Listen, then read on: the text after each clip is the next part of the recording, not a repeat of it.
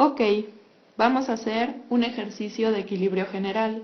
Como vimos en clase, el equilibrio general es aquel análisis donde no solamente se ve una parte del mercado, sino que se ve todo el mercado, que quiere decir que vamos a ver tanto oferta como demanda. ¿Ok? En este caso, la oferta y la demanda se van a referir a la misma persona, porque no hemos visto la parte del productor. Por lo tanto, la pregunta es, pues, ¿quiénes van a ser entonces los supuestos oferentes? Los oferentes van a ser los consumidores, van a ofrecer tal cual lo que ellos tengan en el bolsillo a la hora que amanecen, ¿vale? Entonces, recuerden, vamos a tener N individuos, vamos a tener M bienes, y cada individuo va a tener una función de utilidad que va a estar en función de su propio consumo y van a amanecer o van a tener al inicio una dotación inicial, ¿ok? Esta es bien importante saber que tanto el número de bienes como el número de bienes, tanto que te consumes como los que tienes al inicio, pues es el mismo, ¿sí? Va a haber un intercambio, va a haber trueque.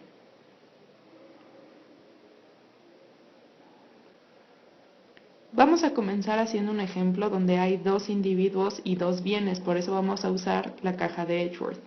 Entonces, el individuo A va a tener las siguientes características. Su utilidad va a ser tal que x1a a la 1 medio, x2a a la 1 medio.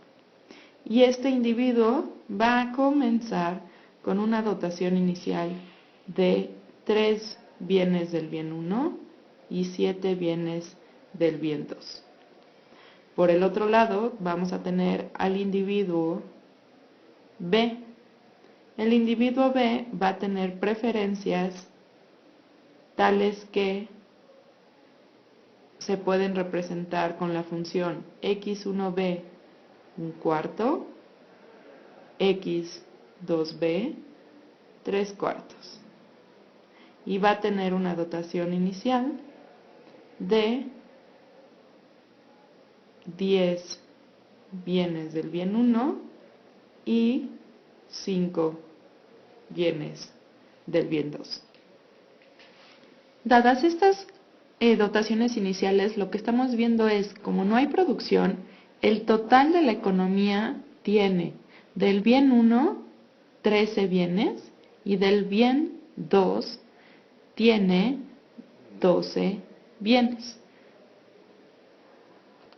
Esto quiere decir que la dimensión de las cajas de la caja de Edgeworth va a ser en el eje de las X va a medir 13 y en el eje de las Y va a medir 12 para ambos casos, por eso es una caja, ¿sale? Lo único que tenemos que diferenciar es dónde va a estar colocado cada individuo. ¿Sí? Podemos decir que A va a estar aquí, por lo tanto este es su punto de origen, y B va a estar en la contraesquina, aquí va a estar B, y este es su punto de origen. Ambos tienen funciones de utilidad Cobb-Douglas, entonces yo grafico la función de utilidad de B, que crece en esta dirección, y la función de utilidad de A, que va a crecer en la dirección opuesta. Lo único que me falta al momento en esta caja de Edgeworth es ubicar dónde están estas dotaciones iniciales. Si este es 13, aquí tengo 3 del bien 1, si este es 12, aquí tengo 7 del bien 2, ¿sí? Y entonces, en este punto de aquí voy a tener mi dotación inicial. Dado que esta línea mide 13 y ya aquí le estoy dando 3 al individuo A, el resto, que son 10 bienes, van a ser del individuo B, y en el caso de entre 7 y 12 hay 5 bienes que los tiene el individuo B. Y esta es mi caja inicial de Edgeworth. Una vez que tenemos estos elementos de la caja de Edgeworth, lo que tenemos que ver son nuestra zona de intercambio y nuestra curva de contrato. ¿Qué es la zona de contrato? No, perdón, la zona de intercambio.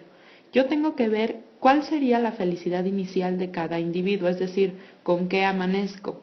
Si el individuo A tiene 3 del bien 1, 7 del bien 2, entonces hay una curva de indiferencia que pasa por esta dotación inicial. Esta curva de indiferencia va a ser la utilidad con la que él amanece. Por lo tanto, si él va a hacer algún intercambio, él quiere ser así o más feliz. De lo contrario, no le conviene el intercambio. De la misma manera, tenemos que buscar cuál sería la curva de indiferencia que pasa por W para el individuo B. Este nivel de utilidad es la utilidad que tiene el individuo B con lo que ya tiene per se con su dotación inicial. Por lo tanto, si él va a entrar al mercado a intercambiar bienes, quiere ser así o más feliz. Por lo tanto, lo único que tengo que hacer es preguntarme, ¿dónde es donde ambos individuos coinciden en voluntad? Esto, en este caso, esta zona, se le va a llamar la zona de intercambio. ¿Sí? La siguiente pregunta sería, ¿dónde puedo yo encontrar los puntos que son Pareto eficientes? En el caso de W, este no va a ser un punto Pareto eficiente, porque yo encuentro este otro punto donde B no fue afectado, sin embargo A está estrictamente aumentando su felicidad. ¿Sí? Entonces, el punto W no era un punto Pareto eficiente, porque yo encontré otro punto donde a nadie perjudiqué y uno estrictamente ganó. La pregunta es, ¿este nuevo punto de aquí que encuentro es Pareto eficiente? Y la respuesta es sí. ¿Por qué? Porque no importa yo hacia dónde me mueva, sin dañar a el individuo A o sin dañar yo al individuo B, otro va a salir perjudicado. Por lo tanto, si me muevo, alguien pierde. Por lo tanto, este punto sí es Pareto eficiente. Y como lo vimos en clase, todos los puntos de tangencia van a ser Pareto eficientes. Y la unión de esos puntos de tangencia que son infinitos se le va a llamar la curva de contrato. Curva de contrato.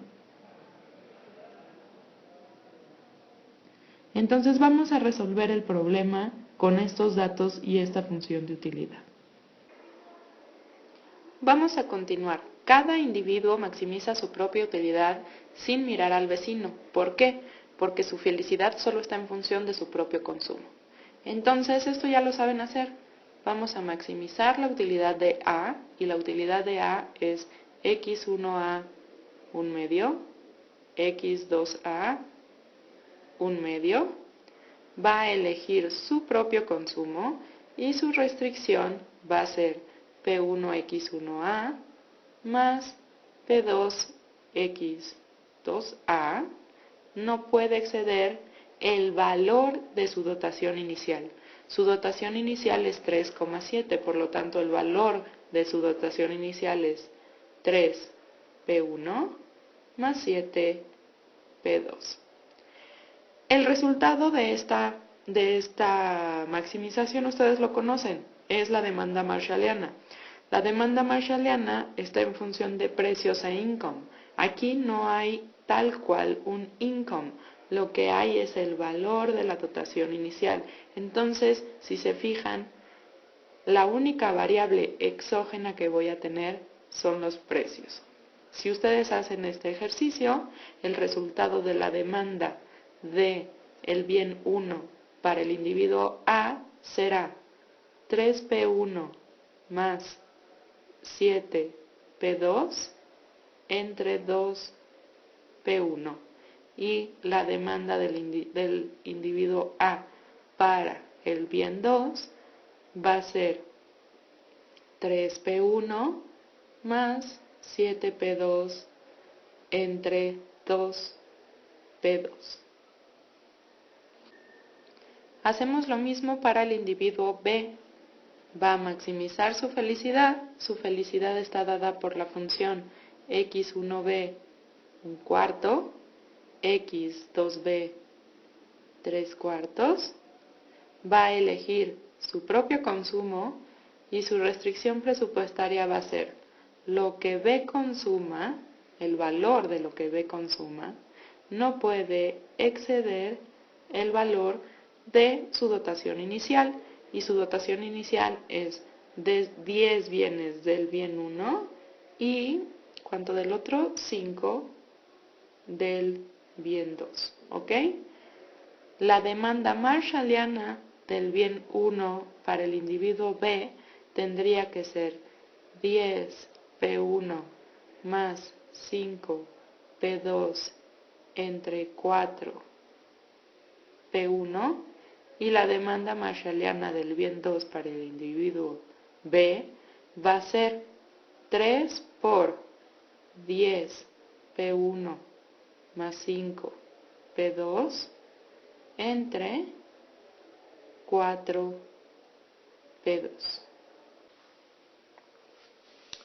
Ya tenemos las demandas tanto de A como de B para cada uno de los bienes. Ahora la pregunta es, denme la curva de contrato. Recuerden que la curva de contrato es aquella que describe todos los puntos que son Pareto óptimos. O en otras palabras, cuando la solución es interior, cuando el marginal rate of substitution de todas las personas sea la misma. En el caso de A, la tasa marginal de sustitución es x2A entre x1A, y en el caso de B, la tasa marginal de sustitución es x2B entre 3x1b. Y estas dos cosas tendrían que ser iguales. Aquí tenemos que tener mucho cuidado. ¿Por qué? Porque lo que yo quiero es una línea o curva de contrato. Para graficarla en la caja de Edgeworth, yo tengo que tener una fórmula que esté en R2. Pero aquí cuenten, ¿cuántas variables tengo? Tengo la variable x2a, la variable x1a, la variable x2b y la variable x1b. ¿Qué quiere decir? Que en esta primera ecuación que tengo aquí, tengo 4 variables, ¿sí? Entonces tengo 4 variables y la quiero graficar en un papel. Si lo quiero graficar en un papel, tiene que estar en R2. ¿Cómo voy a ir entonces de R4 a R2? Bueno, muy fácil. ¿Por qué? Porque yo sé que el mercado se va a vaciar. ¿Qué quiere decir? Que lo que se coma cada individuo de cada bien va a ser igual al total del bien de la economía. ¿Cómo es esto? A ver, veamos. Lo que estamos diciendo es que tenemos 4 variables para graficarla en un plano R2. Entonces tenemos que reducir el número de variables. ¿Cómo lo vamos a hacer? Apoyándonos en estas restricciones que se llaman feasibility constraint.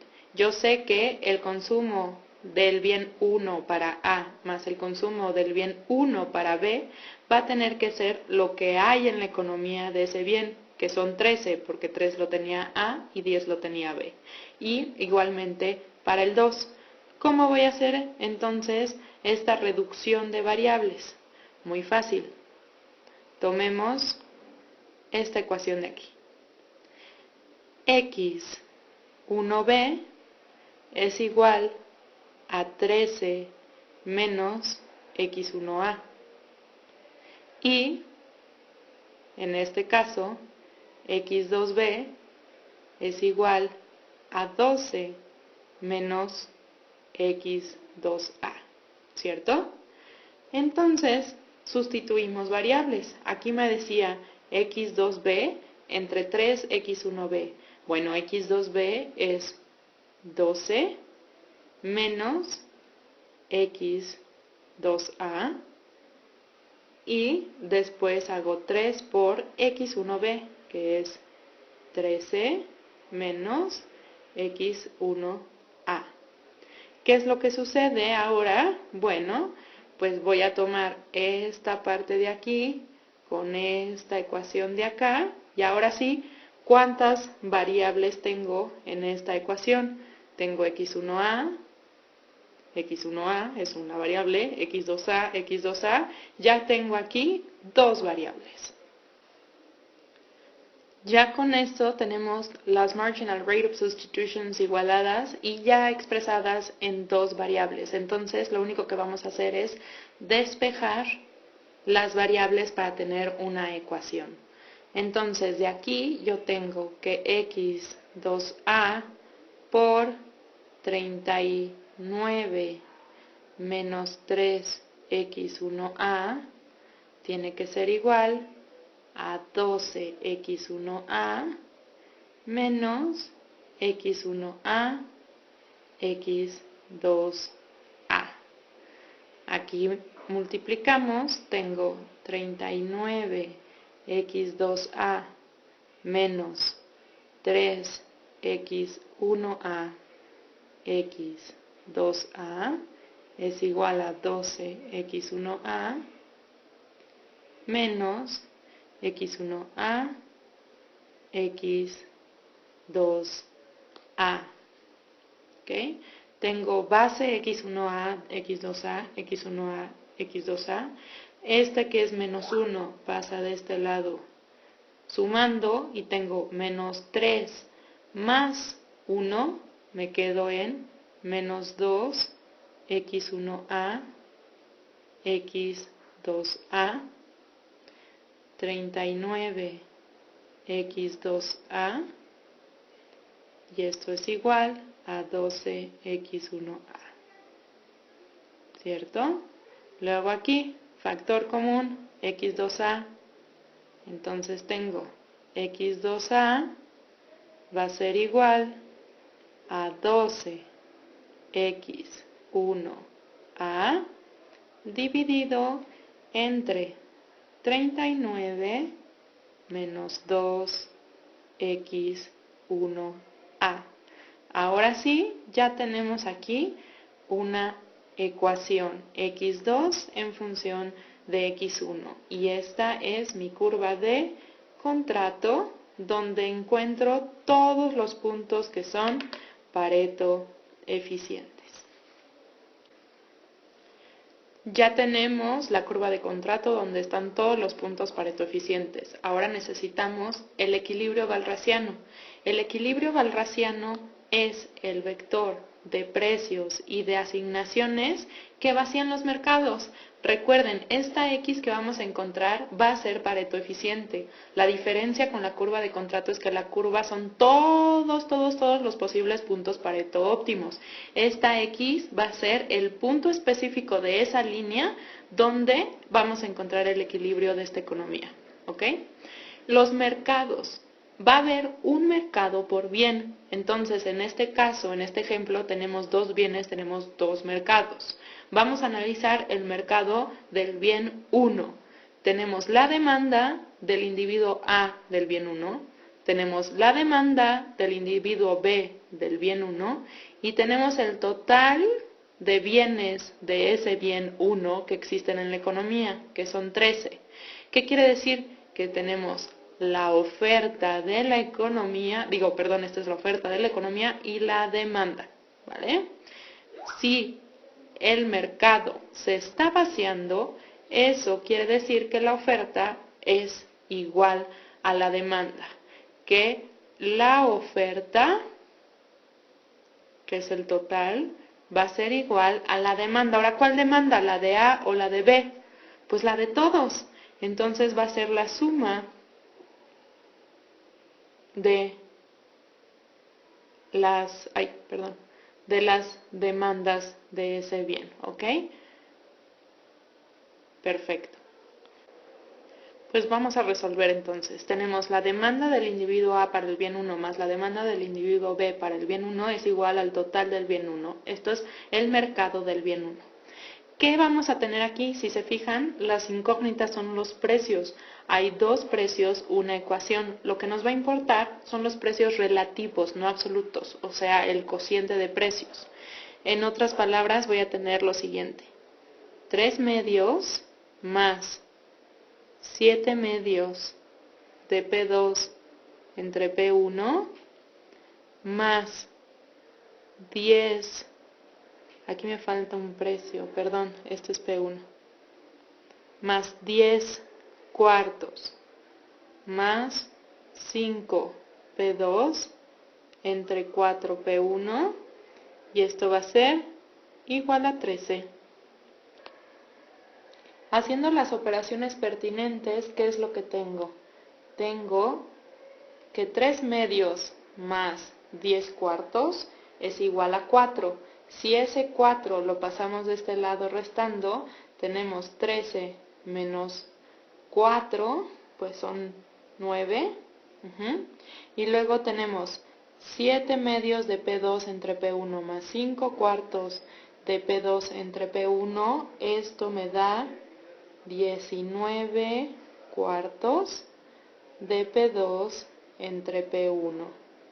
Si despejamos P2 entre P1, vamos a tener 9 multiplicado por 4 dividido entre 19, entonces 9 por 4, 36 19avos. Y esto es los precios relativos que vacían el mercado, que hacen que la oferta sea igual a la demanda. Si hacemos el mismo ejercicio para el mercado 2, vamos a obtener también unos precios relativos. Y si hacen la matemática correcta, resulta que P1 entre P2 va a ser 19/36avos. Obviamente son los mismos precios, porque sin importar si estoy viendo un mercado o el otro, P1 y P2 van a ser los mismos, no van a cambiar si estoy viendo las manzanas o si estoy viendo las peras. Es el mismo precio 1 y el mismo precio 2. Sobre el equilibrio walrasiano que estamos calculando, ya tenemos los precios relativos, P1 entre P2, que son 19/36avos. Lo que nos falta, como dijimos, un equilibrio está dado por los precios y la asignación final. Pero ya tenemos la asignación final, porque yo tengo la demanda. Por ejemplo, la demanda del bien 1 para el individuo A era 3 medios más 7 medios por P2 entre P1, ¿cierto? Pero ¿qué pasa? P2 entre P1 ya tengo el valor, porque ya lo obtuve de mi equilibrio walrasiano. Y P2 entre P1 es 36 entre 19. Entonces X1A va a ser 3 medios más 7 medios por 36 entre 19. Y eso, que va a ser 36 19avos por 7 medios, son 126 19avos, más 3 medios son 8.13. Si hago X1 de B, voy a tener ¿qué? Pues voy a tener el resto, que sería 4.86.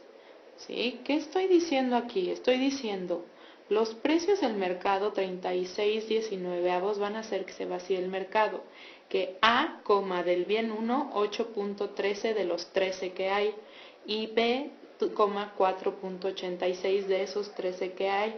Si se fijan, ¿qué sucede? B tenía de ese bien 10 unidades, le vendió muchas al individuo A, para poder comprar del otro bien. Hubo un intercambio. Haciendo el mismo ejercicio, tenemos el consumo para A y B del bien 2. ¿Cómo sé que la asignación es eficiente en el sentido de Pareto? Nosotros ya teníamos esto, que es la curva de contrato, que me dice que todo aquel que cumpla esta ecuación va a ser Pareto eficiente. X2A, veamos cuánto terminó comiéndose A del bien 2, 4.29. Esto tiene que ser igual a 12 por X1A, que es 8.13, dividido entre 39 menos 2 por X1A, que es 8.13. Hagan sus cuentas, tendríamos este cociente 97.56 entre 22.74, que efectivamente es 4.29. Nuestra asignación final es Pareto eficiente.